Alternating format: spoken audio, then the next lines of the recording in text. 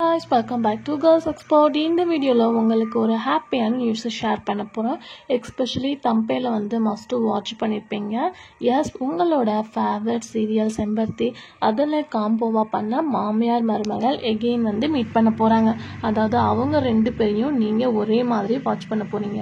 என்னப்பா இது ட்விஸ்டிங் மேல ட்விஸ்டிங்கா இருக்கு அப்படின்னு சொல்லிட்டு கேட்பீங்க. இவங்க ரெண்டு பேருமே குக்கு வித் கோமாளில பார்ட்டிசிபேட் பண்ண போறதா ரீசெண்ட் ஒரு அப்டேட் வந்திருக்கு.